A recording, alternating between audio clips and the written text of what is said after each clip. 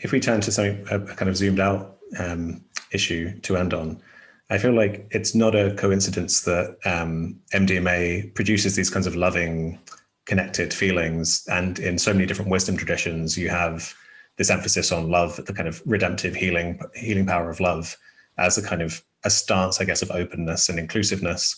And so to me, it feels like we're dealing here with a kind of, I guess, science showing the wisdom and the kind of physiological truth of those teachings of the kind of foundational importance of love. Oh, absolutely. And that if it starts with, you know, I get so many people say, like, I sometimes it feels so corny, right? Like that we say, well, it's about love, but it's the truth. It's actually is the truth. And part of it is the beginning of loving yourself.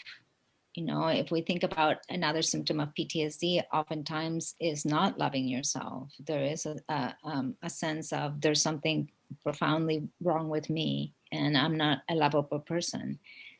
And the beginning of that, of being able to love yourself and being able to be connected to that love of you, then expands into love for others and love for the planet and love for your fellow man, right? Your fellow human beings. And so how do we, it's a great place to start, right? It's a great place to start. And it is corny to say, oh, you need to love yourself first. But the truth is that when you do, then you do know your connection to other. When you connect to yourself, then you do understand your connection and your respect and your honoring of another human being and their inner healing intelligence and their wisdom and their specialness, right? Their power, their extraordinary self.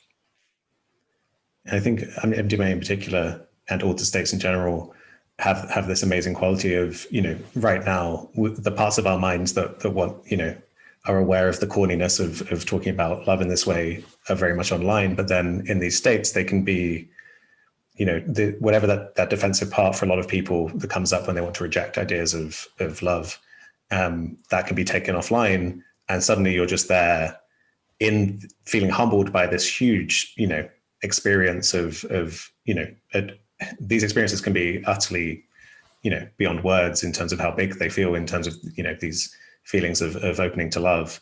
And so I think it's just nice to kind of point to the fact that we can talk about these experiences now with words, and love feels like the best word we can use, but it points to something truly transformative, things that can free people from, you know, suicide-inducing conditions like PTSD. And yeah, we're talking about something very profound and very real, I guess. Yes, we are. And that it's not going to be for everybody, and that it's not a magic bullet, right? That there's a lot of work that needs to happen afterwards, right, and a lot of integration, a lot of understanding of the self. But it is a promising treatment.